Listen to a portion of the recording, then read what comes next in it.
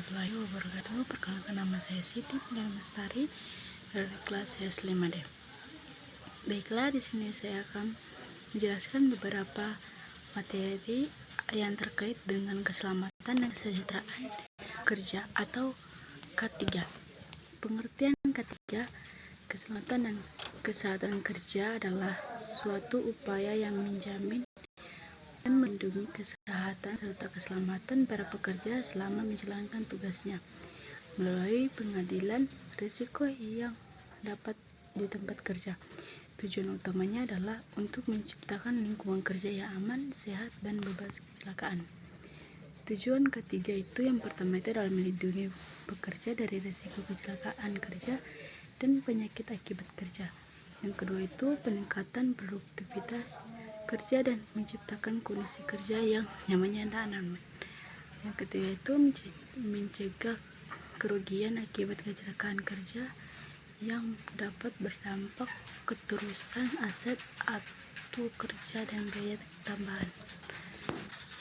Yang keempat itu memenuhi peraturan dan standar ketiga yang ditetapkan oleh pemerintah atau organisasi terkait. Aspek utama ketiga itu yang pertama keselamatan kerja, pengadilan terhadap risiko kecelakaan fisik seperti jatuh, terbakar, atau terjepit mesin.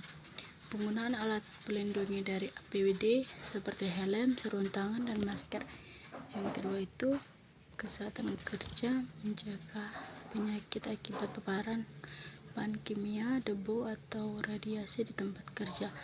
Pengelolaan kondisi kerja yang ergonomis untuk mengurangi risiko penyakit akibat kerja. Yang ketiga itu manajemen risiko, identifikasi potensi bahaya di tempat kerja, penilaian risiko, dan penerapan langkah mitigasi untuk mengurangi kemungkinan terjadi insiden. Prinsip ketiga itu yang pertama itu antisipasi atau mengadili dan memprediksi bahaya di tempat kerja. Kedua itu pengendalian, mengurangi atau menghilangkan risiko melalui tindakan preventif. Yang ketiga itu penanggulangan, menyediakan prosedur darurat jika terjadi insiden. Yang keempat itu evaluasi, melakukan audit dan peninjauan berkala terhadap program K3. Adapun manfaat penerapan K3 itu mengurangi kecelakaan kerja dan penyakit akibat kerja.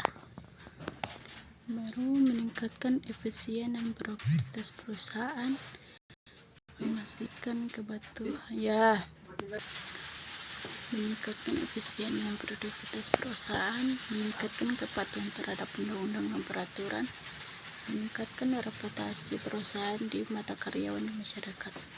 Adapun peraturan K3 di Indonesia, yang pertama Undang-Undang Nomor 1 Tahun 1970 tentang Keselamatan Kerja. Yang kedua Undang-Undang Nomor 13 Tahun 2003 tentang Ketenagakerjaan. Baru yang ketiga itu Peraturan Pemerintah Nomor 55 Tahun 2012 tentang penerapan sistem manajemen keselamatan dan kesehatan kerja.